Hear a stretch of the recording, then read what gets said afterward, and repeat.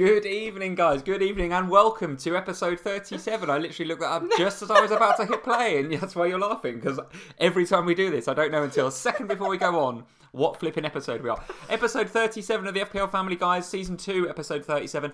Did you know, Sam, this is our 100th video. Our 100th video. So that is, can you remember, cast your mind back to the first ever video we did, where we sat here and we sort of talked quite tentatively and quite posh into my phone. And then I put a bit of graphics around it. We put it on YouTube and found out. Posh. Yes, we do speak quite posh. Yes, after this video, guys, go check out the channel and check out our first ever video that we did for FPL Family. It wasn't even a live stream.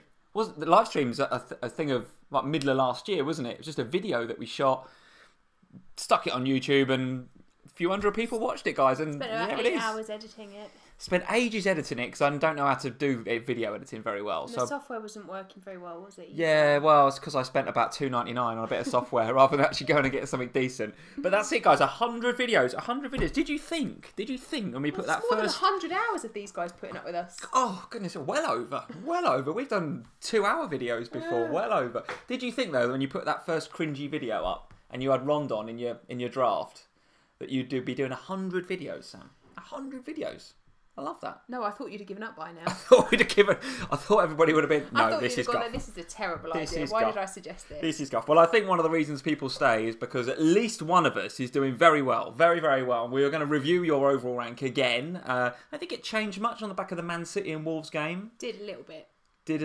I guess dropped a bit, right? Because you didn't have any City or Wolves. Oh no, you had Jimenez. Yeah, but you went off at half time. What an idiot. Oh yeah, it was gutting, wasn't it? A bit gutting. So probably didn't change much. Went down a little bit. Mine went down about 20k, but oh, it didn't go down anywhere near that. I think it was about 500 places or something. Oh, was it? Oh, okay. Well, I was down about. I think I finished at about 150 overall, and I was about 130 before that game. So there's a little bit of a dip, but I didn't have any assets playing that game, so I was kind of expecting that. Yeah, and it was still a green arrow, right?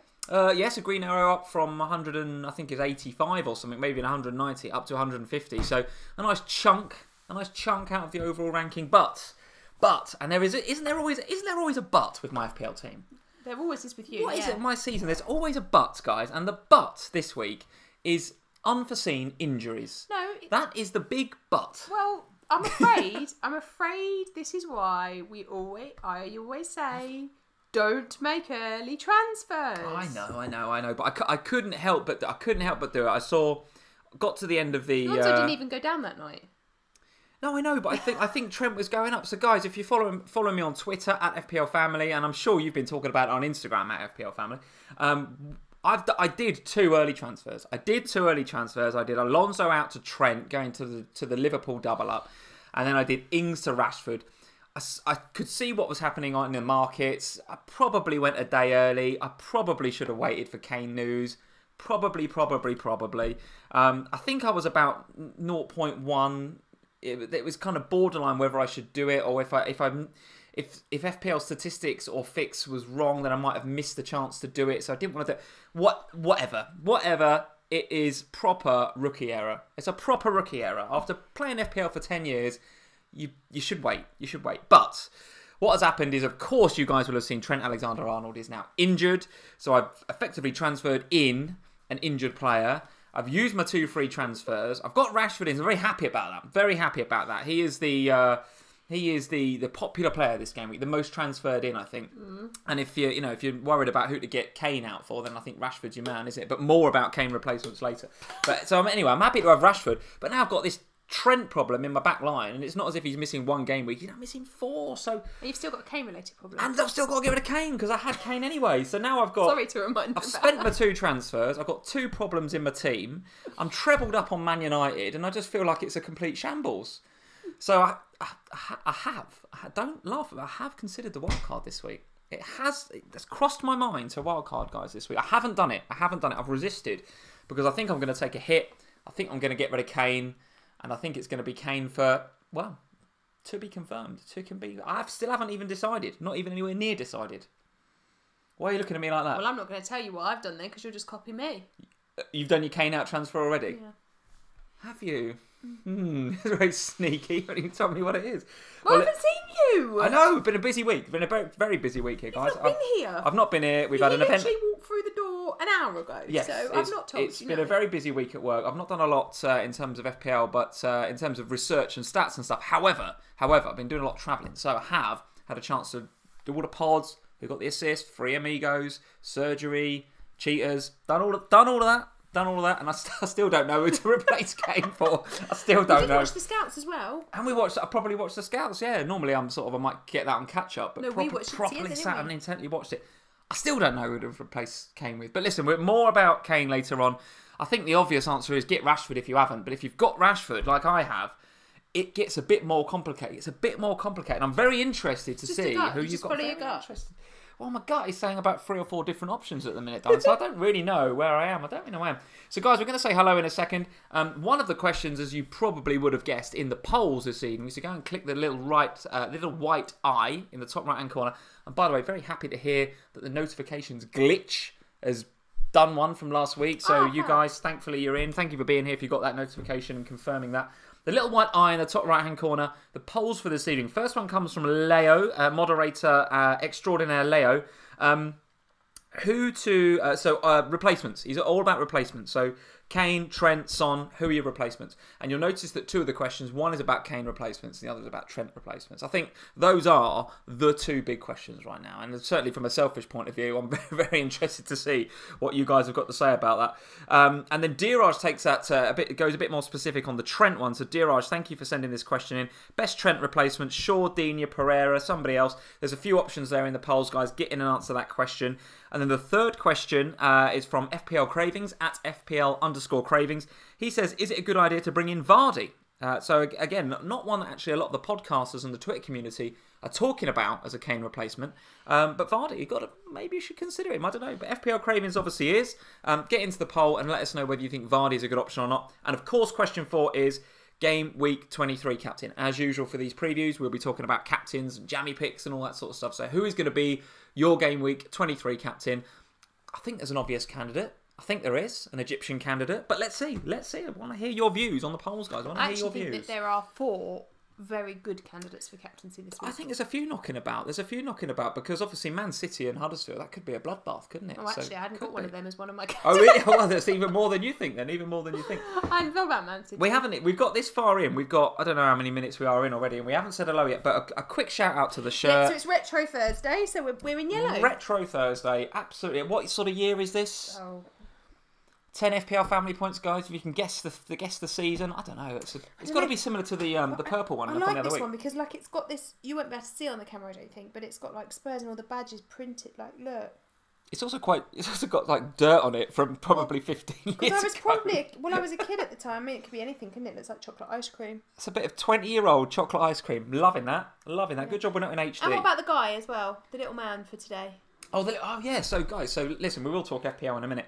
But as well as the shirts in the loft, you found some of these little Corinthian guys. I mean, we did one a couple of weeks ago, and I tweeted it and said, who do you think this is? And it was Sergei Rebrov, and we quite enjoyed that, guys. So if you want to, hopefully, that got a good enough reaction that we found a load more. Look, we've got loads, absolutely loads here. We've got about 10 now. Absolutely loads here. Some England ones, all these Chelsea little ones, we've got loads, guys. So what we're going to do is rather than show you them all, we're going to present one player a week, and you can tell us who you think it is in the live chat. No prizes, just you can hold it up, but cover the name up. No prizes, guys, but just a bit of pride if you can guess. We'll start with an easy one. This is an easy one. So see if you can get. No, that's a bit close. See if you can guess. He's got lipstick on.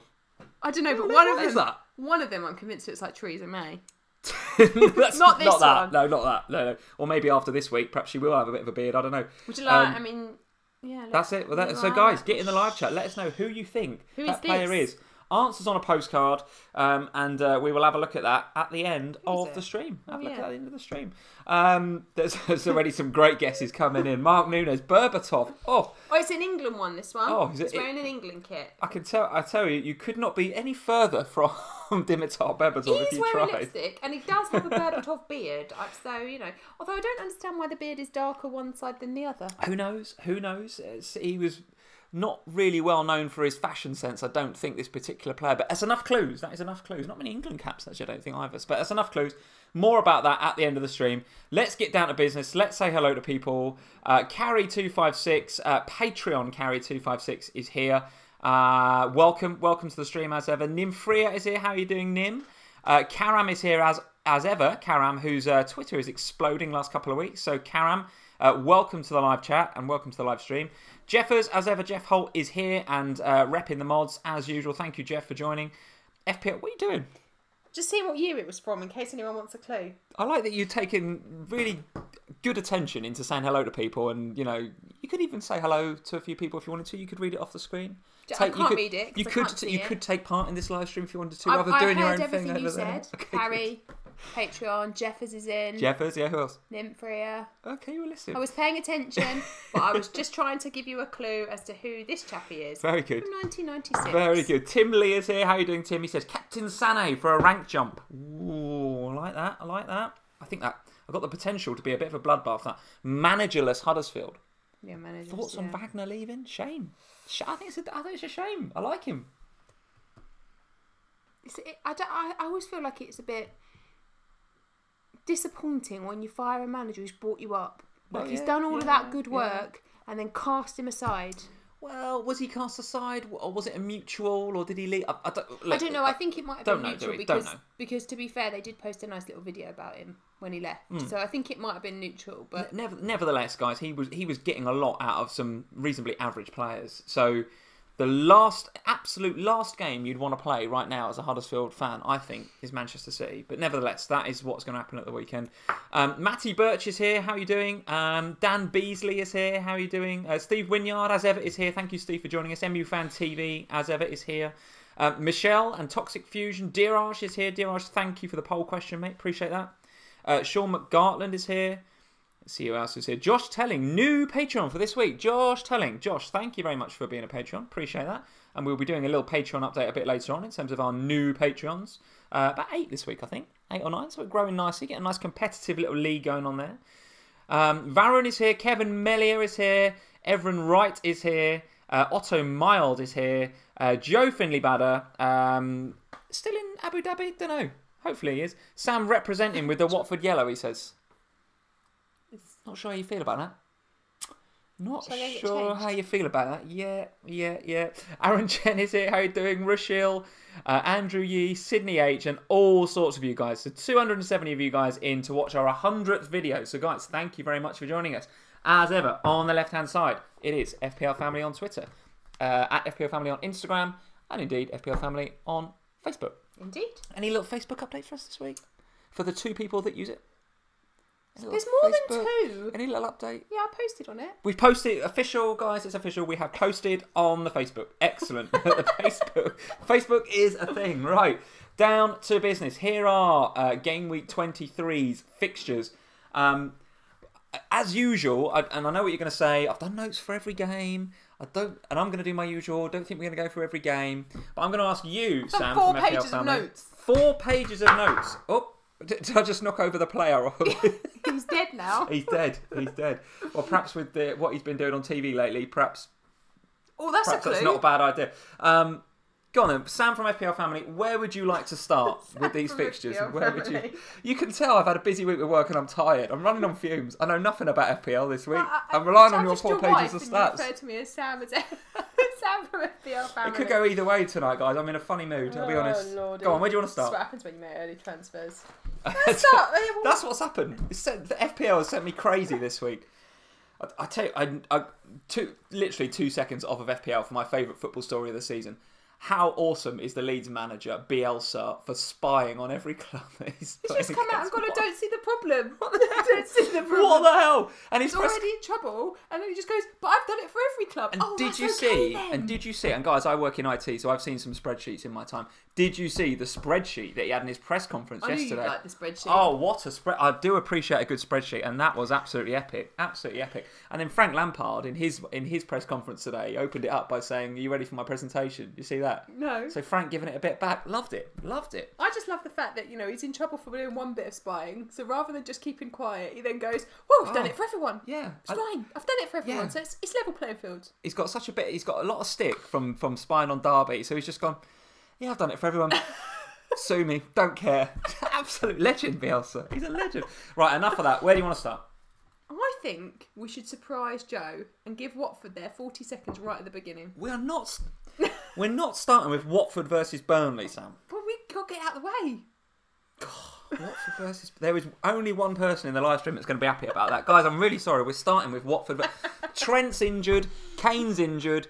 We got such important things to talk about. Man City got to play a managerless Huddersfield. Where are all the FPL points going? We're going to start, guys, with Watford versus Burnley. What would you like to talk about with Watford versus Burnley? Trent replacement. Holebas. Oh, okay, good. All right, actually, go on then. Yeah. So what's the deal with Holebas? Give us some stats. MU Fan TV's in. He's expecting some hashtag Sam stats. Yeah, 3 goals, 6 assists this season. Could become, here you go, MU Fan TV. Could become the 4th Watford player to reach 10 goal involvements in a Premier League campaign. Could he really? Very after good. Troy Deeney, Igala, and Decore. Okay. I just wanted to shout out Holebas as a potential going under the radar Trent replacement. I don't think a lot of people are talking about Watford as a replacement for Trent, but I think Holebas might be a decent option. Decent attacking returns. Do you think Burnley have turned a corner a little bit recently? Seem to have sorted out the goalkeeper with Heaton now and seem to be looking a little bit more defensively resolute. Barnes has hit a little bit of form, so not going to be easy for Watford. No, Burnley looking for their 4th straight Premier League victory, so they have definitely turned a corner. I just kind of feel like really that should be a Watford victory, and I just think if you're looking for really with Trent replacements, we're talking about a relatively short-term pick. Yeah. Because they've said a maximum of 4 weeks, haven't they? Might be back in a couple. So you're talking about a short-term window. Probably you're going to want to get back on Trent with the Liverpool fixtures the way they are. Holebas against Burnley might be worth a little cheeky punt. Well, a few of you guys some are agreeing, some aren't. Andrew Martin saying first rule of FPL: never touch Holebas. He's a hothead. He's just a red card waiting to happen. Well, maybe. And there's a nice comment here from Steve Wynyard as well. Holebas not worth it compared to the alternatives. And I think I agree with you as an option, but I agree with Steve as well. There are some pretty good options at that price, not least, and you'll notice this is a really quick segue away from Watford. What's Joe got to say, though? Well, I'll be interested to hear what Joe's got to say about Holebas, absolutely. But I'm going to quickly segue into a team that we do need to spend a bit more time on. And an alternative at the back there for Trent is Luke Shaw from Manchester United. Okay. So what's your thoughts on the Manchester United asset? Should we be doubling? Should we be trebling? I mean, the fixtures are absolutely unreal. The form is absolutely unreal, 6 from 6. Yep. Pogba's in the form of his... I'm going to say form of his life. He's had a very good career, but he's certainly in the best form of the season, undoubtedly. So I think he's absolutely a pick and nailed on in most people's teams. Rashford is looking more or less essential as well, I think, with the fixtures and the form. So, if you were to go one more Man United player, would Luke Shaw be it or no? No. Look, I am firmly in the double United for sure. Get Rashford, get Pogba, don't get anyone else. I don't feel like defensively, I still don't feel like I've seen quite enough from United to warrant getting somebody like Luke Shaw in. I think there's better defensive options out there at the moment. Steve Wynyard agrees with you. No to Shaw, he says. No to Shaw. FPL Prince, Shaw or Dino. We'll come to Dino in a minute, absolutely. But I just don't think... bit of a disagreement about Shaw there in the live chat. I don't think that Man United have yet shown, apart from in that one game against Spurs where, let's be honest, De Gea was back to De Gea. Unreal. As a Luke Shaw owner, if I was one, or someone that was considering Luke Shaw, which I am... you'd be grateful for De Gea. Yeah, but I don't think I would take any comfort in the fact that De Gea had to play such a blinder in that Spurs game. That's not exactly that clean sheet against Spurs is not making me think, cool, that's a really good clean sheet. I'll get Luke Shaw because they conceded so many chances. And I think I'm yet to be convinced by Man United defensively. I was convinced by De Gea defensively against Spurs, but I was yet to be convinced about them as a defensive unit. So talk about talk to me about attacking options. And so Pogba, Rashford, yes, absolutely. And a lot of you guys in the live chat saying that's enough. If anyone is thinking about, and I appreciate you're not, but if you were going to go for a third one, would Martial be the one, or do you think there's any other options there? I think Martial is a real rotation risk at the moment because Pogba and Rashford seem to be undroppable. And there's Lukaku and Sanchez to consider in all of this, and at the end of the day, there's going to be some rotation in order to allow those guys to play some minutes in the team. So, who are we going to see missing out? Can't see it being Rashford or Pogba the way that I think they're playing right now. So that means the likes of Lingard and Martial are surely at risk. Yeah, Steve Wynyard is saying no other options than Pogba and Rash. Kevin Mellier is saying Martial. Dom J saying I've got rid of Martial. He's on the periphery. Yes, I think I agree, and I'm a Martial owner, guys, and he will be in my team this game week. You kind of have to, don't you? Yeah, I'm kind of stuck with him, really. That little period of form he had a few weeks back, I kind of had him for that.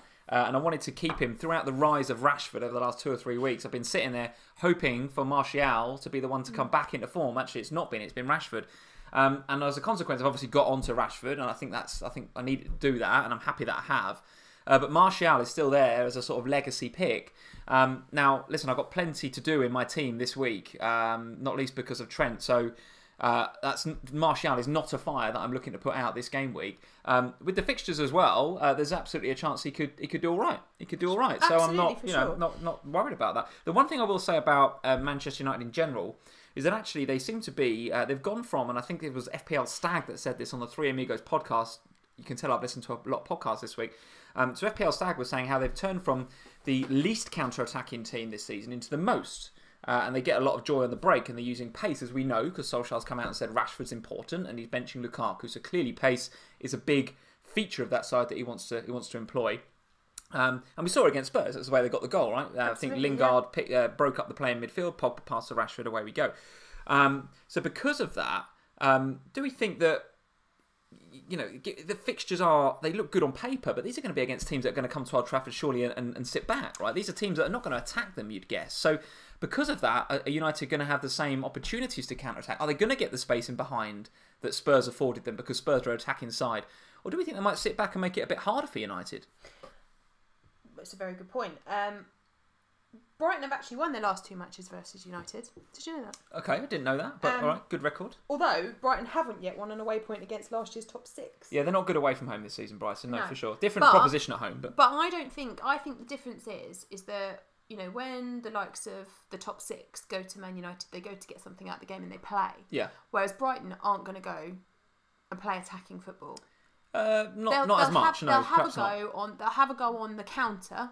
But they're not going to go out there and try and smash them, are they? No, okay. They're going to go out there and try and get something from the game. So you might be right in what you just said. It might not be the free-flowing Man United that we've seen of late, but I still think Man United will win that game. Yeah, Josh telling a nice point there. He's saying sitting back will actually benefit Pogba because Pogba, that's hard to say, isn't it? Because Pogba seems to be taking quite a lot of shots from outside the box. Yeah. So potentially that might actually benefit And Josh Pogba. obviously is a United fan. So. And we'll listen to Josh, absolutely, because not only is he an FPL Family patron, but he's also a Manchester United fan. I do have to just mention a super chat we've had from Steve Wynyard. Thank you, Steve. I think thank you, although this potentially risks upsetting you, my dear.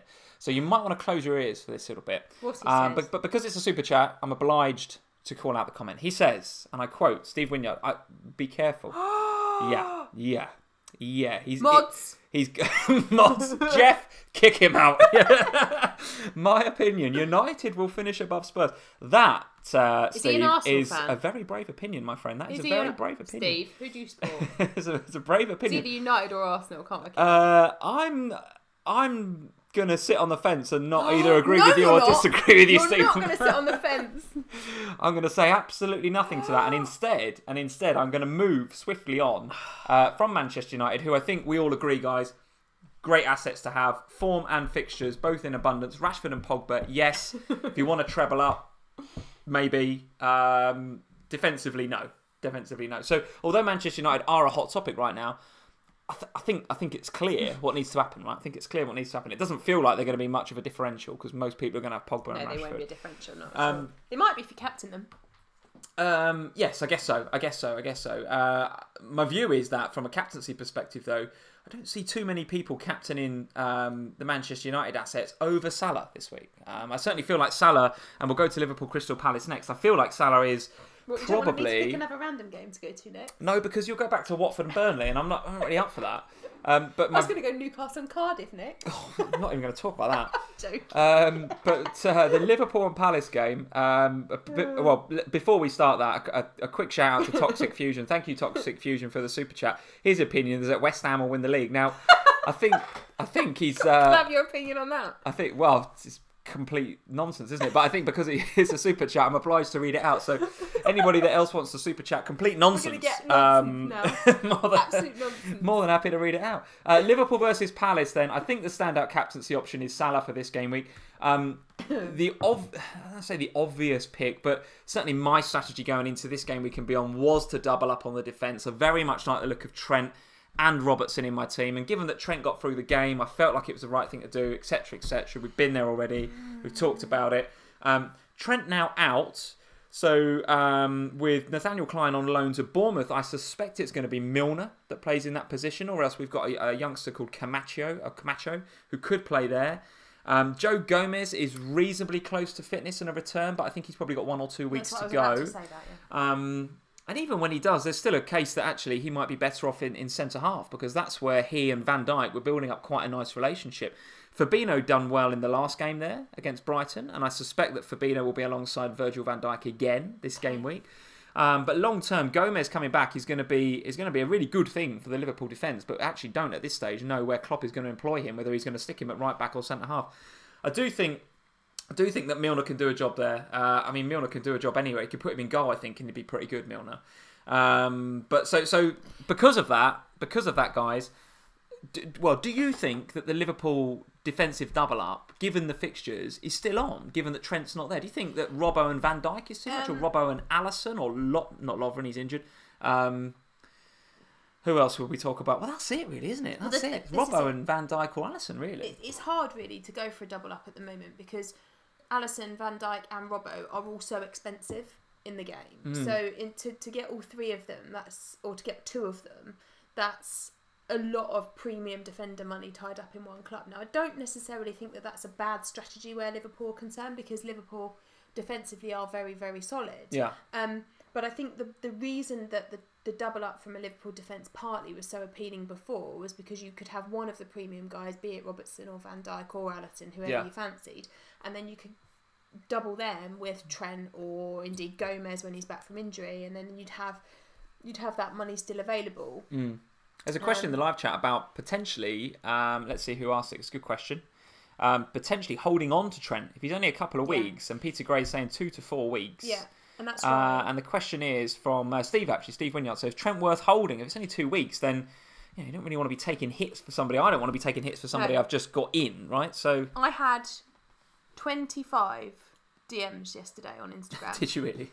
And I would say 23 of them were about Trent and what to do with him. And my general advice, having read the stuff on Trent, was that it's very likely that Trent will be back before 4 weeks. Okay. And in which case, I would hold him, because at the value that he is, having already done a transfer to get him in, it seems ludicrous to spend a -4 to get somebody else, because that -4 is basically going to counter out any clean sheet for anybody that you get. And I think if Trent was a player, or if I'd made this, this mistake this week, and it was a player that I was looking to get in for the next 2 or 3 weeks, and then he was injured for 2 or 3 weeks and wanted rid of him, then I've got to act, right? Yeah. But I bought Trent in. I bought him in for the long term. I see that Liverpool's fixtures between now and the end of the season mercifully look pretty good, outside 1 or 2. So I think Trent is a good long-term pick. And I also think that at the money that he is, you can't leave Kane sitting on your bench till March. No, but you can leave Trent sitting on your bench because he's not expensive. So you can afford, and most people that have got Trent have got him as part of a double-up. So it's not like you're not got a Liverpool defender. And a few of the guys in the live chat saying, is Robbo still worth the money? He's now very expensive, Robertson. Still worth the money in your opinion? Well, see, I think for me, he wasn't very expensive when I got him. So for me, he's absolutely worth it. Sure, would but now, I invest in him now? I think I still would, yeah. Because I still think he's worth the money. He gets bonus points just for turning up, Robbo. He's fantastic. And the clean sheets are always likely to be there where Liverpool are concerned, particularly in the run of fixtures they've got coming up, apart from that one game. And, I think for me, there's also attacking potential from him. So, yeah, he's worth it in my opinion. Right, okay. And a few of you guys in the live chat saying, well, one of the downsides of having a Liverpool double defence is then, of course, if you've got Salah as well, and that's how you're covering your 3, then it limits you to who else you can get from a Liverpool attacking perspective. So, what are your thoughts on Liverpool attacking perspective? I'm going to ask you a question that Don asked Stag on the Three Amigos podcast that I listened to earlier today. He said, when Liverpool score a goal, who do you immediately think? If you don't know who scored it, who do you immediately think has scored it? Firmino. All right, so the answer I was looking for was Salah, really. Oh. I mean, if Liverpool score a goal, you immediately think it's probably Salah, don't you? I mean, well, no, I don't. I always think that Firmino's more likely. Trust you to be different. Okay. Well, assume you thought Salah. All right, you thought Salah. Okay. If Liverpool scored a goal and Salah wasn't on the pitch, who then would you think would score the goal? I know you're going to say Firmino, but for me, it's less cut and dry. I mean, it could be Firmino, it could be Shaqiri, it could be Mane. I know Mane's scored a few actually this year, not been quite as prolific, but it could be a whole bunch of people. But it's probably one of those 3. There's a pool of 3 or 4 that it could be. So if you're going to double up in the Liverpool attack, yes, Salah for sure Salah, and right now he looks essential. And anybody that's not got him, I think you probably need to have a plan to think about getting him. Yeah. But double in Liverpool attack, who do you pick as that second attacker? Now for me, that's a difficult choice, but for you, you sound as if you've made your decision. Give me your thoughts on Firmino then. I spent a lot of time on, I don't know what evening it was, whatever day it was that the world ended and Kane was injured till March. So I looked at Aguero and I looked at Aubameyang and I looked at Firmino. Basically looked at all the top strikers because, quite frankly, coming down from Kane, I can have anyone I like. Sure, so yeah. It was a case of It's actually fun, isn't it? It's great fun. It's not fun that Kane got. it's not fun that Kane got injured. What's wrong with you two? No, it's not fun that Kane got injured, right? But at the same time, isn't it? It's kind of fun from an FPL perspective to have all that money to play with. You can basically pick who you like. Well, maybe, yeah. And there's lots of different strategies. You can go cheap and load up in midfield. You can go Firmino and do a bit more. You have $1 million or $2 million to play with somewhere else, or you just go Aubameyang or Firmino. Or having Aguero. My heartbreak in the corner of the room. Well, that as well. Yeah. Yeah. So I looked at all of the stats and Firmino, as you all well know, because you've been listening to me babble on for 100 live streams or however many it's been now. I'm a big fan of Firmino. And I really like him as a player, and I know that when he's playing well, Liverpool are playing well. And so I looked at the underlying stats for him. So he's the 4th top scoring forward in the FPL this season. Yeah, it doesn't get a lot of airtime on Twitter and places like that. Yeah. 4 out of 8 of his 8 goals have come in the last 3 game weeks. As I spout on about a lot, it does happen over Christmas. Sure. Underlying stats highlight improving goal threat since Christmas. 7 shots on target in the last 4, only behind Pogba and Rashford for that category. I would say, sorry to stop your stats mid-flow, but I also would say, typical, this is you doing the stats and me doing the eye test. Having watched a lot of Liverpool, he does appear to be in nicer positions. He is getting into the box a bit more. Yeah. He's passing the eye test a bit more for me. But sorry, I like the stats. Carry on with the stats. 3 out of the 17 fixtures that Liverpool have left, only 3 of the 17 fixtures Liverpool have left score more than 3 for difficulty. Okay. So lovely fixtures from now till the end of the season. And Palace have conceded at least 2 goals in 6 of their last 8 matches. Okay, so are we getting a bit of insight here into who you've brought in? It was a no-brainer. Of course. How can you call that a no-brainer? I've been deliberating over it for days. That's all I've thought about all week. It was a no-brainer for a few reasons. One, because I've wanted, as you well know, I've wanted to get Firmino in my team for ages, and I haven't been able to work out how to do it. And I've been kind of pondering on, well, do I lose Jimenez? Do I lose Rashford? Neither of those two seemed like good options. I was never going to lose Kane. So I was waiting for somebody, basically, for something to happen that would enable me to do it. Now, had that Kane injury not happened, I'd have gone Shaqiri. And I'd have gone Shaqiri in the mid for my Liverpool treble for the. I still like Shaqiri as a value pick, guys, and I said it on the last live stream that I think that he's the key to unlocking some of these defences. I think he's going to get a lot of game time against these teams that. And maybe I'm doing him a disservice, right? But I think and I feel that these teams that we're about to play against at Anfield, 3 of the next 4 at Anfield, are going to come and be defensively pretty solid, and Shaqiri's going to be needed to do those little dink balls over, have that sort of bit of thing going with Salah and unlocking that door. So I do think he's a good value pick, but clearly Firmino's a good pick too. That's the other thing I didn't write down about Firmino. Firmino's statistics at home are much better this season, and obviously you've got some nice run of home fixtures coming up. The other thing with getting Firmino over Aubameyang or Aguero is the money that frees up. So now I've got enough money to get a City mid instead of Torreira. So okay. All right. Well, very good. All right. So, yes, absolutely. Let's see what some of you guys are saying in the live chat. The case is there for Firmino. The case is there. And I think, as we said at the top of the stream, Kane to Rashford, I think, is the obvious choice. And if you listen to any podcast, any of the ones that I mentioned before, or look at anybody's streams, if you've not got Rashford and you've got a Kane-sized problem, Kane to Rashford is absolutely the transfer you need to do, guys. Absolutely. If you've already got Rashford, there's a bit more thinking to do, in my opinion. You think it's a no-brainer for Firmino? I think he's a very, very good pick. I think he's a really good pick. But there are others out there. There's others. Let's see what you guys are saying in the live chat. Felix O, who is a new patron, by the way. Felix, a new patron. Firmino in for me too, he says. Firmino in for Felix. Let's see. I'm doing Arnie to Bobby, says Alex Summerson. Yeah, I like that. Okay, Arnie seems to be... I haven't heard much about that over the last few weeks, but last few days. I think that's still on, that move to China. I do think Firmino is a good option. Don't get me wrong, Jerome Hughes says. So yes, a lot of you guys agreeing with Sam. Keep Aubameyang or get Firmino, Andrew Yee is saying. So what, Aubameyang to Firmino? I think you'd probably keep Aubameyang, Andrew, unless you really, really fancy Firmino to go crazy over the next few days. I think Aubameyang's fixtures over the next 6 look pretty good. There's a couple of tough ones in there as well, but the other four are really, really good. They've got Chelsea next. That's tough. Yes, but outside of that, I think they're at home to Cardiff and a few. We'll look at the fixtures in a bit when we discuss Arsenal. Luke Canadine, thank you for joining, Luke. He's saying Sam called it. Firmino did start to come good at Christmas, as Sam said. So we should be listening to you. You've slowly brainwashed the guys into Everyone's going Firmino on the basis I've brainwashed everyone. See, Diraj is saying Firmino to Aguero or Aubameyang is easier than the 7 million striker. So yeah, if you take all the money out of Kane and go 7 million. Then later on, if you want an Aubameyang or an Aguero, it's surgery, isn't it? Whereas if you get Firmino now, but you want Aguero and Aubameyang later on, it's something to figure out there, right? But there's still it's less surgery, isn't it? Andrew Yee, with Sam's skills stroke luck this season, Firmino will score a hat-trick at the weekend. I am tempted, he says, Andrew Yee. Goodness me, we're going to start seeing Firmino go through the roof now, through the roof. So there we go. So that's our thoughts on Liverpool. Very, very good fixtures. Worth at least a double up, with one of them being Salah. And if you want to treble up, then Shaqiri or Firmino going forward, we think. The other thing to say about Mane, just because you mentioned him, he scored more against Palace than any other side. Has he really good 6 record goals against Palace? All right, well, yeah, not a lot of chatter about Mane recently. No. Not a lot, and I think rightly, because he's not really been in the points and he's not massively passing the eye test.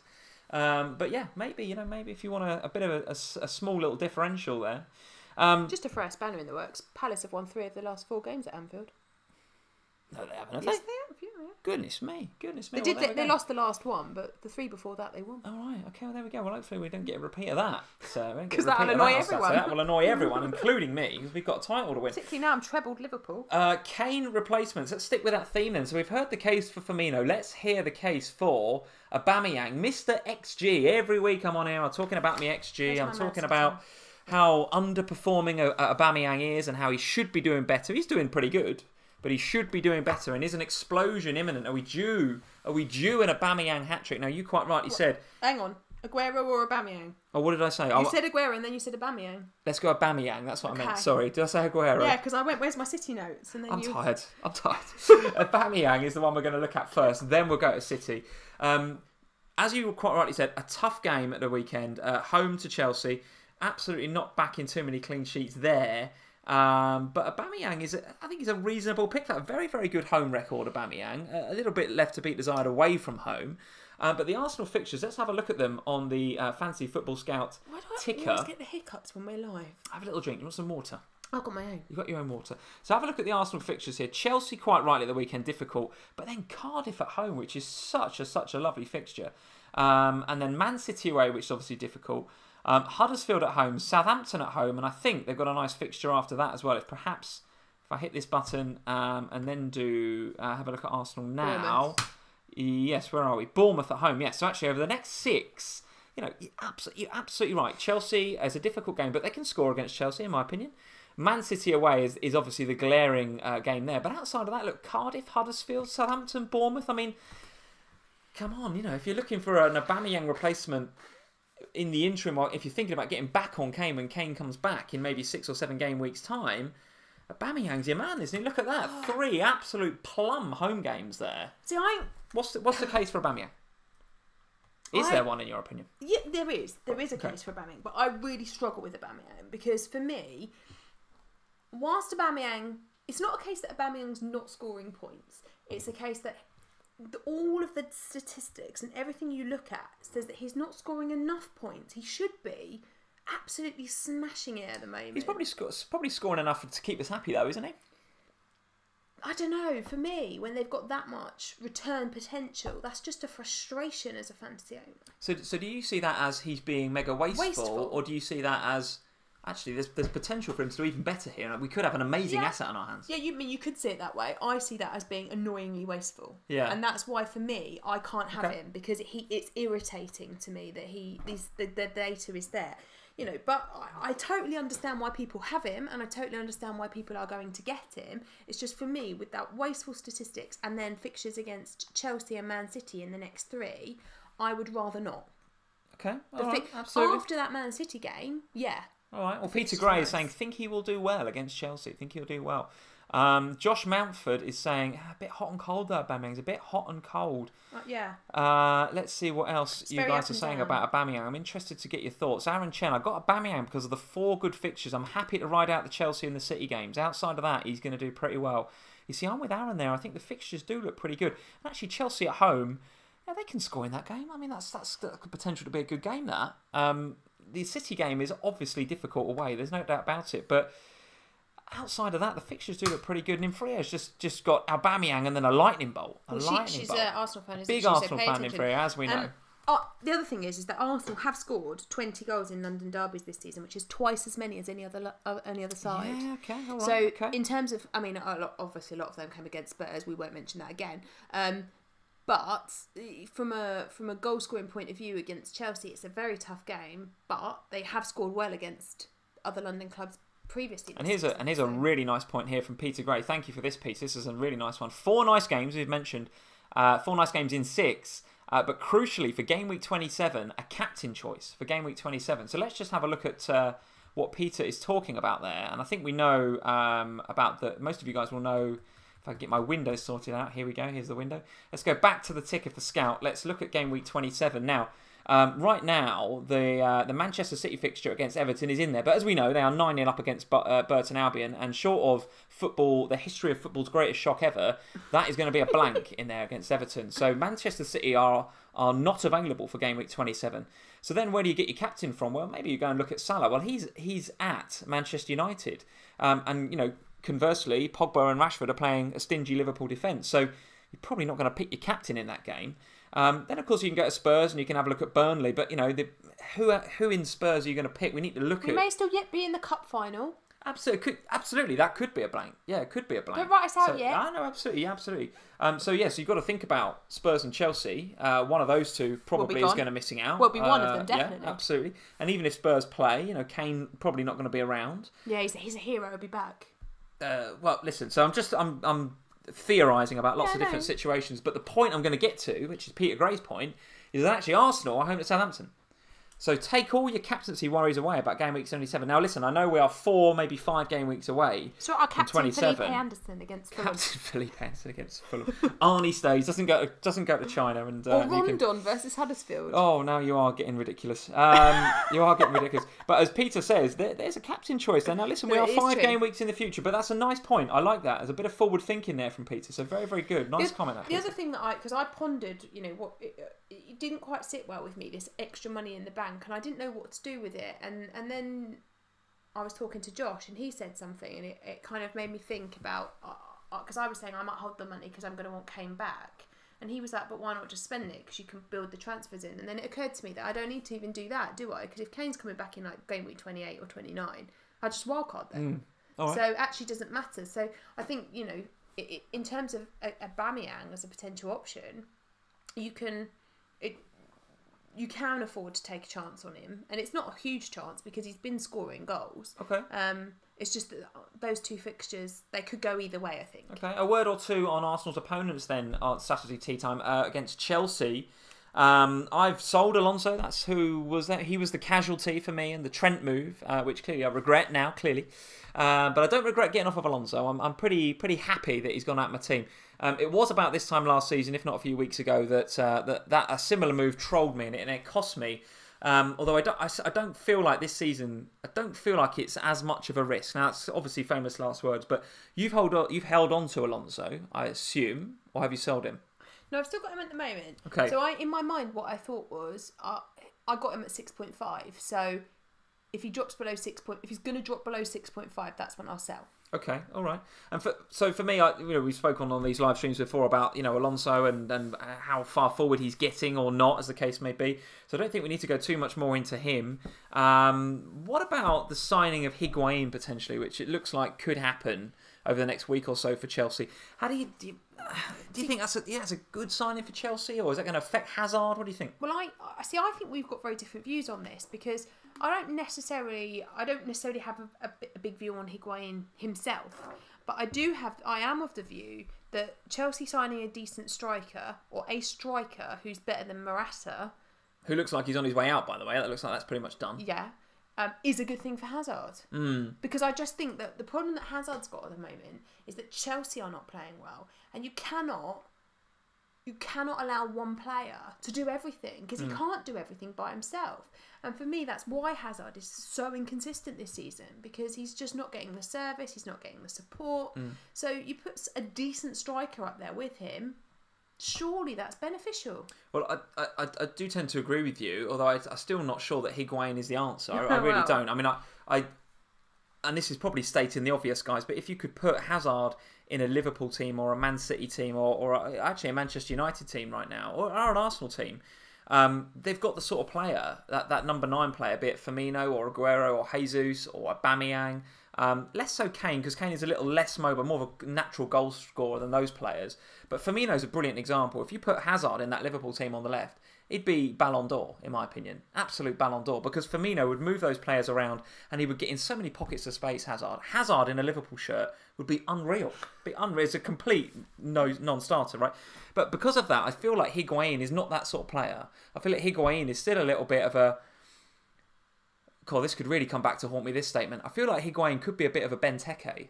I feel like he could be a bit of a lump up front that is very good aerially and will get on the end of crosses and hold it up and bring others into play. But I don't feel like he's been moving defences around very much. He's old and slow now, Higuain. He's not sure the about young. it. He's not the to go from Callum Wilson to Higuain is quite a jump. Yeah, I still feel like Wilson would be the right sort of signing for them, but they've said 60 million, haven't they? They want for him. Yeah, and I know we're going off a non-FPL tangent, but that is in a world where Dominic Solanke, 1 goal in the Premier League, not even a first starter, can be 19 million. I think Callum Wilson can be 50, 60 million. I genuinely do. If Chelsea don't want Callum Wilson, he can blimmin' well come to us. So, well, you need a striker as well. We desperately need a striker right now. So there we go. So that's my thoughts on Higuain. Absolutely could come back to haunt me, those statements. But I want to see what happens. But I don't feel like it's going to come in and have an amazing effect on Hazard. Is Hazard still a good FPL asset? Yes, he is. Absolutely right. Absolutely right. On pens. The odd free kick as well. Well, most free kicks when it's not Luiz or Alonso. Clearly Chelsea's most dangerous player, but I just don't feel the rest of the team are going to mean that he's going to get lots and lots of points. Other Kane options, Aguero and or Jesus at Manchester City. Give us your thoughts on the possible extra dimension now we have to the Pep Roulette. I think with Aguero being rested against Wolves last Monday, I certainly was of the thinking that Aguero would be the one come in for me. And then Jesus gets a couple of goals and shows that actually he's on some decent form. So it gives us a problem now. Gives you a problem, I think. And this is part of the reason why my decision with Firmino I came to it in the end, is that I looked at what happens, and I watched the game on Monday night, and I listened to Pep afterwards, and he was talking about, Aguero was ill and coming back from illness and all of that kind of stuff. And then I thought, it sort of goes back to what we've been talking about for weeks about Rashford and how well Rashford's playing and how you can't just drop him because Lukaku's more money and blah, blah, blah. And I watched Jesus and, the guy nearly knocked himself out and he still carried on. It was a horrible noise, wasn't it, when he hit the sand? Oh, yeah, not good. But yet he played really, really well, I thought, on Monday night. And I'm sort of in the camp of, it's Pep, he probably will. But can you just drop a player that's played that well in a game? I don't know. Pep can. Well, Pep does all sorts of random things. I just don't know. I don't know whether, is Aguero fully fit? Is he fully recovered? If he's been injured and then ill, is he fully fit? Is he fully recovered from his illness? What about playing? Well. Can he play them both together? Well, that's exactly what Wazim Karodia is saying in the live chat. Can he play them both together? There is some history for that. Yes. There's a precedent for that. Yes, he can play them both together, but if he does, who misses out? Then Mendy's coming back. Is Sané going to miss out because Mendy's coming back? Like, for me, I'm just all over the place with City at the moment. And my decision that I've come to, I think, is that I'm holding Alonso till Mendy's fit, and then I'm going to get Mendy. Fine. And then the midfield, I kind of feel like it's got to be one of the Silvers, because I don't really know. Not Sané? Well, I can't really afford to go from Torreira to Sané. Do you think there's an impact on Sané when Mendy comes back as well? And I think there's an impact on Sané when Mendy comes back. They can play together, but could be an impact. They're not as effective when they play together. Sure. I think Jesus and Aguero could play together. Do I think he will play them together? I'm not sure. Okay. And that's what really worried me, and Aguero has got fantastic stats versus Huddersfield. So he scored 6 goals in his last 3 appearances versus Huddersfield, including a hat-trick in the reverse fixture. There's some hilarious stats flying around in this game. So City scored 19 goals in their last 3 matches. I mean, obviously that's skewed. 19? But that's obviously skewed because they've won 9-0. But 19 goals... Oh, not in their last 3 against Huddersfield. No. In their last... So, okay, in the in the 19 goals in the last 3 matches, it's skewed, but still, that's one more than Huddersfield have managed in their last 36 games. So, yeah. it's got goals galore for City in this game. My feeling about it as well is that... Is it Aguero, is it Jesus? I don't know. And my feeling about it is that it's... I think it could... Sorry for Huddersfield fans. I think it could be a bloodbath at the weekend. I honestly think... And I think the feeling about Wagner leaving... He was a fan favourite. He was a player favourite as well, I think, Wagner. And I know that they've split amicably. And, he's gone his own way and etc, etc. But I still don't feel like the feeling in the stadium, it's actually better to play Man City away to the Etihad. But the fact they've got to play at home with with a caretaker manager, the feeling in the club is going to be a bit iffy, in my opinion. So I think we could be on for a big score there from City. City look back to their ruthless best with Fernandinho in there. Yeah. I put a prediction out there on Twitter the other day saying that I don't think City are going to lose again this season, and I stand by that. I think they're going to get something from every game now. Starting at Huddersfield away, absolutely nailed on Man City win, in my opinion. And I'm absolutely tempted by Aguero. I really am. And I know that he was coming back from illness, and I think that's why Jesus played in the Wolves game, is because Aguero is coming back from injury and illness. I just think that if I hear something from Pep in his press conference about Aguero starting, I'm probably going to get Aguero instead of Aubameyang. And I know that that's a bit of a funny one because I've got a blank coming up, etc, etc. But if I could have Aguero maybe for the next couple of weeks and then go to Aubameyang, I don't know, guys. This is what I've been thinking all week. I've been discussing this with myself in my head. God, that's I'm going crazy. You are. I've been thinking about it all week about whether who to get. Keeping Trent means I can't go Firmino because I've got my 3. So I can't get Firmino. Yes! So a differential. Yeah, well, yeah. So if I wanted Firmino, it'd be a -8, right? So I'm not going to do that. So it's going to be either Aubameyang or Aguero. I don't feel like any of the other the cheaper picks. I'm not feeling them. I might have a bit of a change of heart on that. But right now, I feel like my team structure means that I want Aubameyang or Aguero, and I just can't decide. If Pep says he's playing in that game against Huddersfield, that is. And I know he's better at home, guys. I know what you guys are going to say, but I just think that he's going to be... Aguero could go absolutely crazy in that game. The other thing for me is that and nobody said this, but it kind of feels a bit to me like Huddersfield have timed their exit with David Wagner, in that if you're going to lose this game, they know they're going to lose this game, so let the caretaker deal with it, get the new manager in for afterwards. That's such a dangerous mentality to have, isn't it? But does it not feel like that? Like, it does. If they're going to part with him at any point and have a game with no manager, why not let it be against the champions who you're going to lose to anyway? They wouldn't start afresh. They wouldn't sack him before, say, Fulham at home, because it's a 6-pointer. So you sack him in a game, you're guaranteed before a game, you're guaranteed to lose. Let a caretaker deal with it. Gives you a bit of time to find a new manager. Like they know they're not going to win this game. This can be an absolute City riot. I'm convinced of it. Thoughts on Sterling and Sané then? Captain options? Captain options? I think they could be. Yes, I think both of them are. I think, for me, if I was going to get a City mid, and I'm looking at it, I can't afford to get Sterling or Sané. I can afford to get David or Bernardo.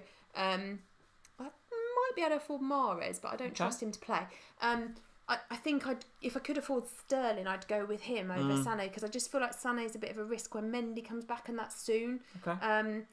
But yeah, I think this week they're both potential captain options, and potentially, because of what I've just said about Huddersfield, I actually think that they might be better captain options than Salah. Okay, wow, all right, interesting.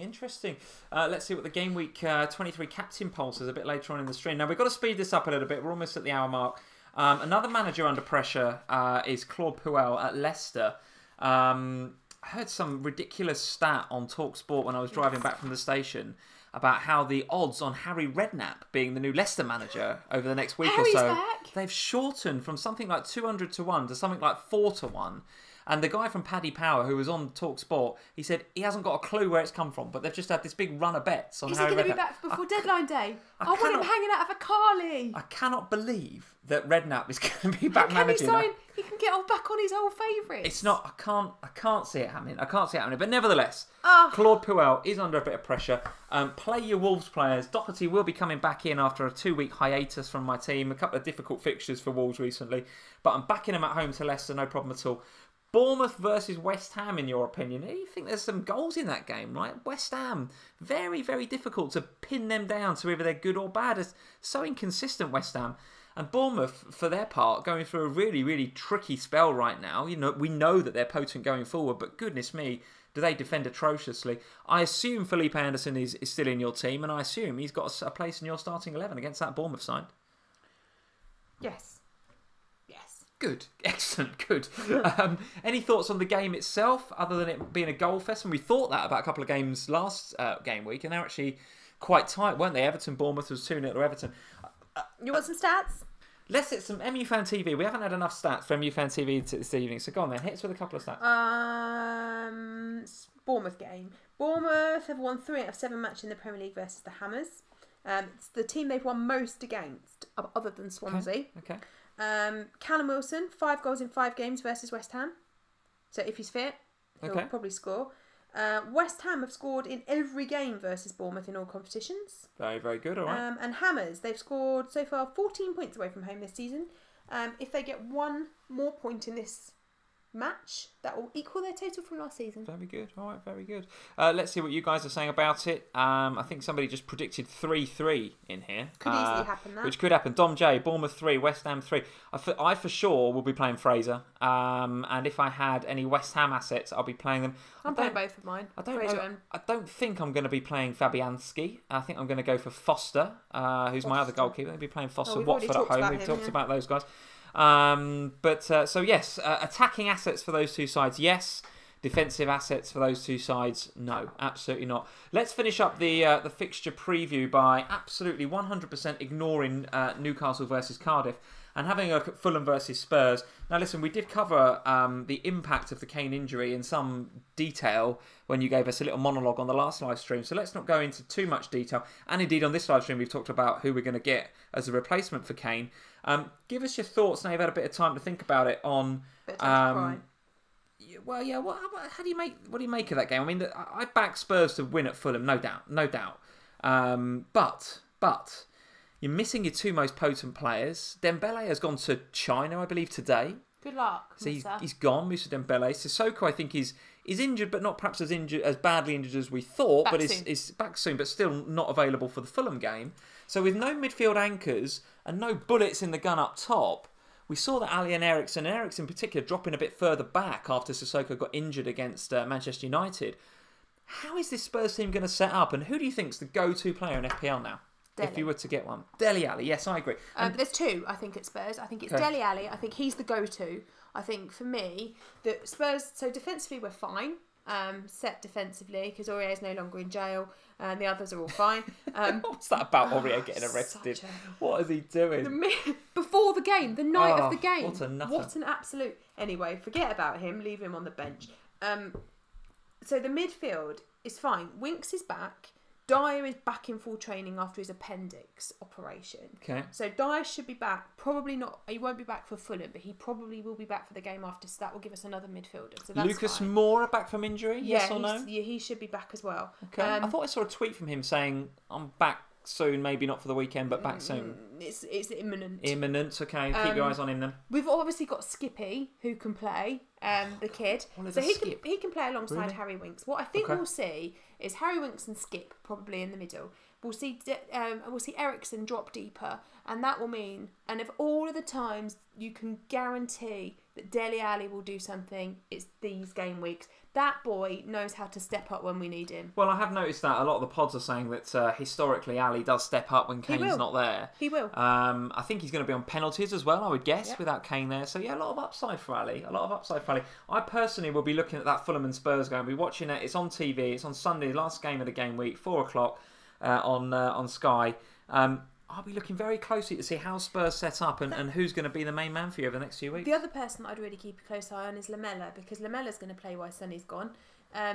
And I think he could be a really good fantasy pick. He is so cheap and so low ownership. And Mark Nunes is saying in the live chat, no one even talking about Llorente. Because so Poch has already said that Llorente cannot play 90 minutes. He's not got 90 minutes in him. So I don't see Llorente starting games. What I think we might see is at 60 minutes, if we need someone in the box to hold the ball up in the way that Kane does, we might get Llorente. Okay. But I mean, it should be an easy Spurs victory. I know we've played more away games so far this season than everyone else, but we've won more top flight away fixtures this season than anyone else. We're unbeaten in our last 20 away Premier League matches against promoted sides. And we've won 9 out of the last 10 Premier League matches versus Fulham. The last time we lost to Fulham was in 2013. Excellent. All right. So yeah, I mean, don't get me wrong, it is not ideal at all. But Dele Alli, I'm worried about not owning Dele Alli this week. He will fire.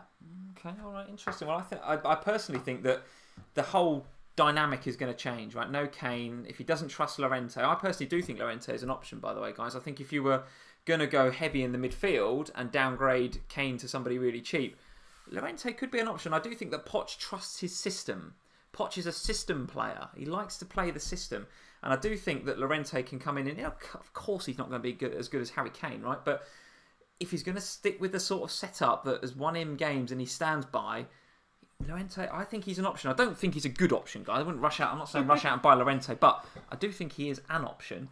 Outside of that, I think, yes, Ali's a good pick, and he's under 5% owned, by the way. So we're going to talk about Jammy Picks in a minute. But I don't think we should put him by the rules of the land. He can be a Jammy Pick. He can 3.1% owned. However, I think it's him. There's Ericsson. There's Lamella. There's Moura. There's all these other guys. There's the fullbacks as well, Trippier and Davies. So out of all those players, who do you pick? It's a minefield right now. And my opinion is, let's have a look at the Fulham game. Let's see how Spurs set up. Let's see if the absence of Son, and in particular those two holding midfielders, because they're going to be as big a loss to you as Kane, in my opinion. Well, they're going to affect the whole dynamic of Spurs. And I just want to see if Spurs have got it in them to change the way they want to play. The good thing from an FPL point of view, if you've got Spurs assets, is I think it's only going to be this one game that we don't have another holding mid and it's Skip, because I think Sissoko's going to come back, and Dyer. And Eric Dyer, of course. Dyer will be back. I don't think Sissoko will be back for next week, but I think Dyer will be. I can't believe that he'd have sold Dembele if those two weren't more or less straight away coming back. Dyer's basically said, I'm pretty much there. It's just fitness with Dyer now, because he's obviously had his appendix down. All right, listen, guys, there is plenty more we could talk about. We haven't spoken about Southampton versus Everton. You've got Ings, Richarlison, Digne, of course, a very good pick going forward. And the way that Southampton have pulled together a couple of decent results recently. So plenty to talk about in that game as well. So maybe check us out on Twitter at FPL Family or Instagram, and we'll do a bit more on Southampton versus Everton. Let's have a look at our teams for the weekend. So here is my team. I'm going to zoom out a bit for you guys. We're going to do teams, captains, jammy picks, all that sort of stuff. So get in the live chat now, guys. Let us know who your jammy pick is for the game week. Just a reminder, if you're new to us, new to FPL Family, it's got to be a differential under 5% TSB, under 5% team selected by. Crazier the better. And I'll be having a look at some of the tweets that you sent me before as well. So here's my team for the weekend. Lots of eggs in the Manchester United basket. Lots of eggs in that basket. As you can see, still haven't done the Kane transfer. So Kane is going to take a hit for either Aguero or Aubameyang, probably. Trent is going to stay there, and I'm going to hope that the injury is not as bad as 4 weeks, and hopefully it's only a couple of weeks and he's going to come back into my side.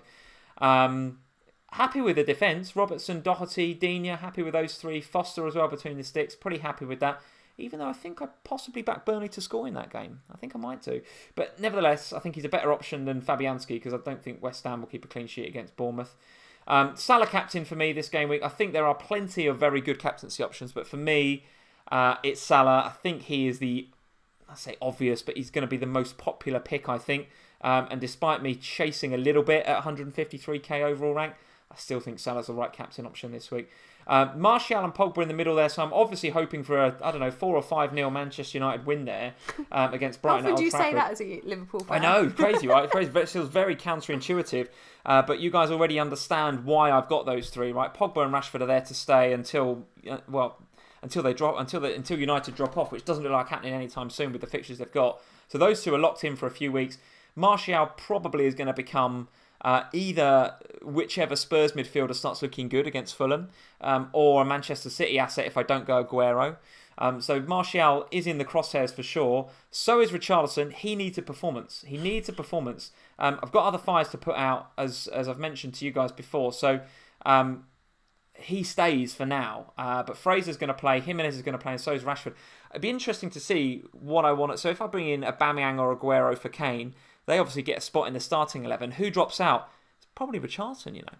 It might be benching Richarlison this week, guys. Who knows? Who knows? So there is my team. 153 overall rank.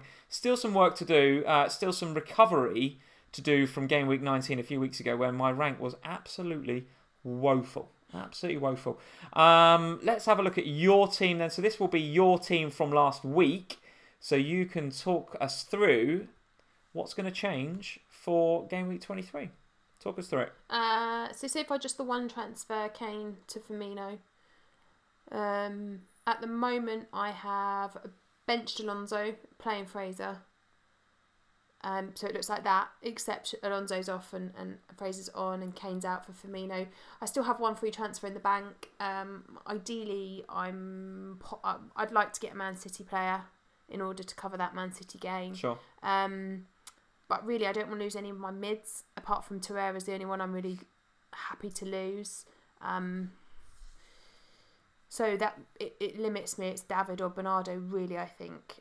It's just working out what I do. Who's on the bench this week? I guess Wan-Bissaka at Liverpool. Wan-Bissaka's on the bench. Torreira, potentially. Torreira's on the bench. And Alonso's on the bench at the moment. Alonso on the bench. There we go. How the mighty fall. Alonso, Salah, £7 million worth of defender on the bench there. Captain's on Salah, vice-captain's on Firmino. Very good. Yeah, that's where we are. Very good. All right, team looking in good shape. A reminder of your overall rank, 8.5k. Very, very good game week. Last game week, 71 points. And an awesome pink stripy kit. What's and still not in to the like? cup. And still in the flipping cup. Goodness me. We've a bit of FPL Family admin to do. We've got to have a look at who gets the FPL Family wooden spoon from the Livestream Regulars League, of which you are 13th right now. 13th. Very, very good indeed. I think you did a bit of research before we came on, didn't you? You were saying that you know who's got it. I do. I looked it up last night. And who is it? It's Byrie Beckford, a regular to these live streams. So Byrie, if you're in, commiserations. 44 he got this week. 44 Real this week shame, for Byrie. Decent team as well. Let's have a look at the team. Just 9 with Pickford, very good. So Pickford is his highest scorer. Goodness me, yeah. I mean, look at that team. I mean, that is not a team on paper that should be getting 44, right? That is a fantastic team. Anderson, Sterling, Hazard, Marsh. Look at that midfield. The other thing to say about this is that it's only just below average. So how good are the rest of you? Yeah, that absolutely. We've got a team that's just below average that wins the wins spoon this week. No Salah though for Byrie, so maybe there's something he's got to do there. But a wooden spoon, Byrie, will be on its way to you in Wales there, sir. So get in touch with us at FPL Family on Twitter or Insta. Me too. He's a known to us on Twitter, so reach out to us, mate, and we will get you that FPL Family wooden spoon out in the post. Commiserations, but the team is in good shape. The team is in good shape. What else do we need to do? We need to do a Patreon update. I do need to do a Patreon update. Well reminded. You're absolutely right. And I normally would have done that during the games. But here we go, guys. For those of you that are following us over the last couple of weeks, you'll know that we've got a new Patreon set up. Patreon.com/FPL Family. The link is in the description below. Welcome to our 8 new patrons for this week. Josh, Gareth, Kevin, Nicholas, Felix, Philip, Julian and Gavin. Those guys are all not only supporting FPL Family and the stuff that we do with you guys and the live streams, but they're also part of our FPL Family February Manager of the Month, and they are got the opportunity to take part in our mini league for February. It's going to start on game week 25 and it's going to end in game week 28. The league code is available. It is live on our Patreon. It's locked if you go to the Patreon site, but if you become a Patreon, it will unlock. You can go and add yourself to that league, and then in game week 25, we will battle it out. You and I are in there as well. We obviously can't win, but we're in there. Actually, I'm not yet, but I better. You need to go and add yourself to that league. So you'll get into that league as well, and then all of our patrons will be fighting it out for the prize, the Manager of the Month prize, which is a Premier League shirt of your choice. As I mentioned on the last live stream, you can have any shirt you like, except even the yellow one covered in chocolate ice cream. If you like. I can't get hold of that. I can't get. Well, that is a bit of Sam from FPL Family folklore and legend. So any current Premier League shirt that I can get hold of in a shop, because I can't buy. You can't buy this now. You'd have to go on eBay for it. You can have that. That can be the prize, guys. You get a shirt of your choice as long as it's Liverpool. No, of course you can have a shirt of your choice. So, guys, get over to patreon.com/FPL Family. Go check us out over there. We've also started doing a weekly podcast as well. It's only a little one to start with, but we never know where it's going to go. So we're going to release the second one tomorrow. We're doing them each Friday. Sam is going to do the one tomorrow. I did the one last week, so you'll get a bit of Sam's wisdom. Oh, sorry, everyone. A bit of Sam's wisdom on a podcast that's available exclusively to our patrons. So if you head over to patreon.com/FPL Family, become a patron, and you can get hold of Sam's thoughts, Sam's Friday thoughts. Do you remember what happened last time you let me do something on my own? It was cringe. It was cringe, frankly. So I'm really looking forward. Oh no! It's going to be either complete cringe and therefore entertaining, or it's going to be absolute nuggets of beautiful FPL I'm going to go and hide information. myself away after this and do it. That's it. We can record it straight after this if you like. I can put it up tomorrow morning for the patrons. I don't want you to hear me while I'm doing it. I'm going to go and knock myself off. So there we go, guys. Get onto that. Get onto the podcasts via the Patreon site, which will be available tomorrow morning if you're a Patreon. So there we go. Hashtag FPL Family Manager of the Month. There we go. Right. Shall we do Jammy Picks next? Jammy, God, I was going to go straight to polls and close it off, but I forgot to do this Jammy guy Picks. as well. Don't forget about this. We've got to do that guy. We've got to do just so much to do. Goodness me. Right, Jammy Picks. So, we'll come to the community in a minute, but Sam from FPL Family, what is your... I called you that a lot tonight, haven't I? Sam from FPL Family, what is your Jammy Pick? I had 5 for Gameweek actually on my 23. shortlist this week. We haven't got time. I won't talk about all of them. I haven't got time. But so I had Shaqiri and Walcott and Delhi on my shortlist. Walcott? About that. Yeah. Come on. But I came down to 2. And you know, strangely, it's one Liverpool and one Spurs. Oh, so okay. I had Milner as one of them. 2.7% because I see you keeping a clean sheet. I also imagine he's back on penalties. He's midfielder though, isn't he, Milner? Oh yeah, of course. But he's also back on penalties. He could be on penalties. Yeah. Well, I would assume he is actually. Yes, I would assume he is. So, you know, I was pondering on Milner, but I've actually gone for Eric Lamela this week. Oh, you love Eric Lamela so much. He's such a rubbish player. All right, Lee from FPL Family. Go on then, TSB. 0.5%. God, with good reason. With good reason. Go on. 6.1 mil. 6.1 mil. I think really good pick. 0.5% owned. Eric Lamela is this week's completely unbiased FPL Family Jammy Pick. Let's go to the community. Eltel at EltelFPL, formerly FPL Cadet, is saying Nasri 1.5% TSB. We did mention Nasri last week. Could be all right against that Bournemouth side that loves to concede a goal. I tell you, if he does pop up with a goal this game week, Nasri, it's going to be a bit of a bandwagon there. I think it's going to be a bit of a bandwagon. Josh Telling, he of Patreon fame, is agreeing with you in your shortlist there. Shaqiri as a good pick. Jammy pick, 3.3% pick. I think he's a really great shout. Jeff is saying Rondon. Goodness me, we've gone there again. We've gone there with Rondon. Let's see what else. Neil Murray, Ademola Lookman, nice pick, 0.1% TSB. Getting a bit of game time recently for Everton. Everton away at Southampton. It's not the easiest game in the world, but can get goals against that Saints defence. So Ademola Lookman, 0.1%, very good indeed. At Martin Squires is saying Llorente, so there's a bit of love there for Llorente, as is at Goalsaver4, Llorente, 0.7% TSB. Jason Nibbs as well, Llorente. Dr. Cozy Llorente, goodness me. I can't believe Llorente's 4 Llorentes in a row. More managers than Lamela. Goodness gracious. Lucas Road to FPL Glory at FPL Legend 98 says Eric Lamela. There we go, 0.5% ownership.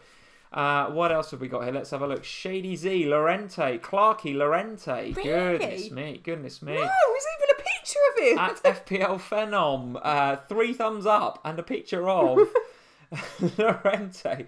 At FPL Tactician, Andy is saying Andy Carroll's time to shine. Goodness me, some great jammy picks. Ah, Delhi, there he is. That's at QPR Sands is saying Delhi.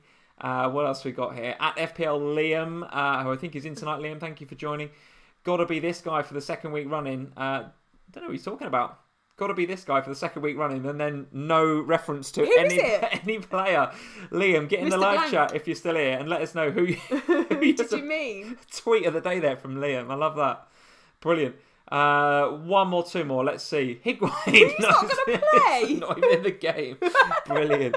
Absolutely brilliant. And Kun Karam, who is a patron supporter for us now. Kun Karam, Deli Ali, he sang, and more. So a lot of Spurs players in there. Higuain. That's a Florentes. Not sure I can go with Higuain. Goodness me. Let's go with it. It's one thing having a low-owned player, but a player that's not in the game yet. Is it? That's proper jammy, isn't it? That'd be really jammy. Signed yet? Signed Saturday morning.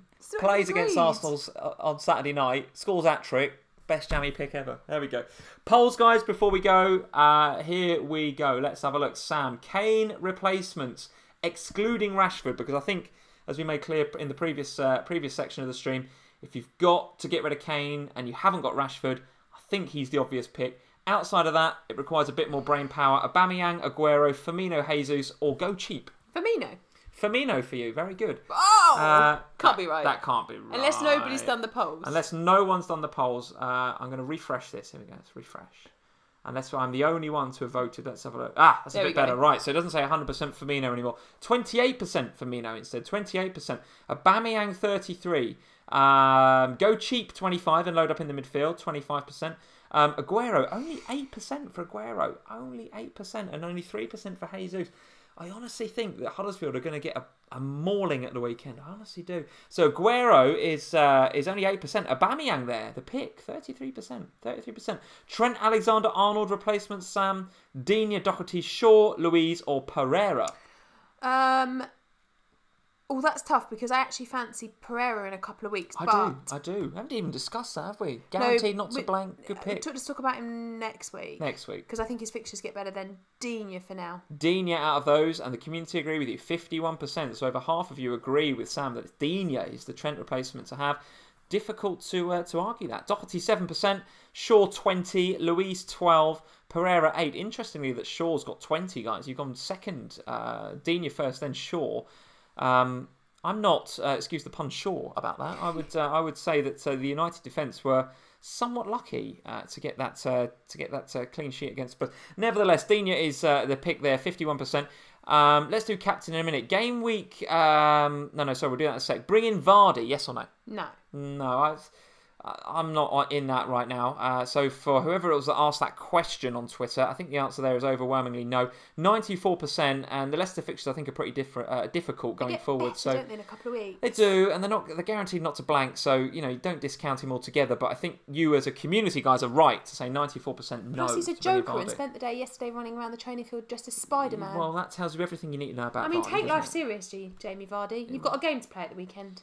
Moving swiftly on. Game week 23 captain Salah, Pogba, Rashford, Aguero, or a City mid, Sterling or Sané? All good options, but Salah. They are all good options. That's all good options. Tough, isn't it? 77%. So the overwhelming majority of you guys are saying Salah. 77%.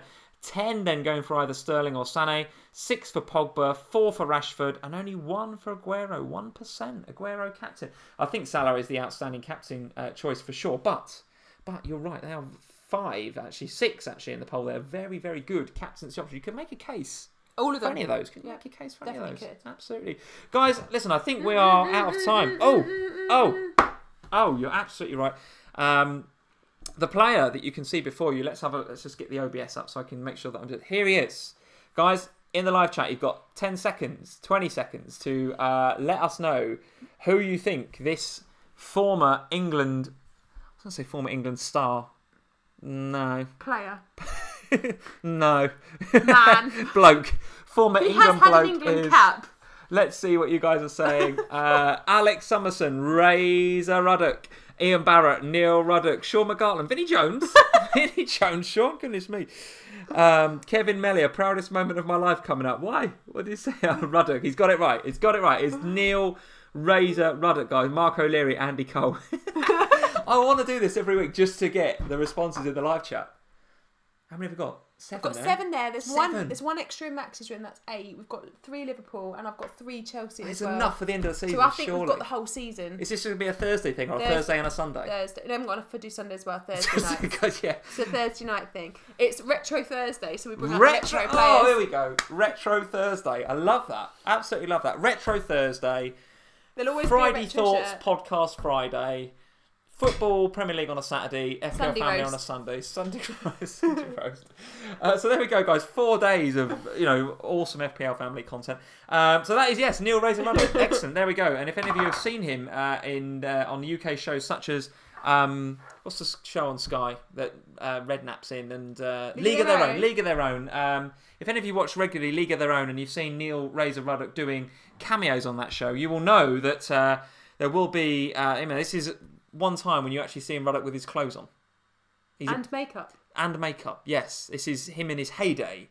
He's absolutely not in his heyday right now. He's not in his heyday. But listen, we will go, just for a bit of fun, we will do that most Thursdays. Guys, we are at 1 hour 25. Goodness me, we are absolutely over time. Thank you very much for joining us as ever on FPL Family. If you've not checked out the Patreon already, head over there, patreon.com/FPL Family. We'd love you to go and support us over there. Link is in the description below, so patreon.com/FPL Family. On Twitter, at FPL Family as ever. I'm sure you guys are following us already, but thank you very much for following us on there. Gone from 10k to nearly 11k quite quickly, actually. So about 10.8, I think. So that's shot up, that has, actually. I think our YouTube subscribers is about to tick over as well. A good point. The YouTube is almost at 4k, guys. We're at about 3,960 something. So if you're new around here, before you go, if you're not a subscriber, hit that sub button and you might be the 4,000th subscriber. Whoever is the 4,000th subscriber will get a shout out next stream, because that is awesome. That's absolutely brilliant. We thank you for subscribing to the channel if you've done that already.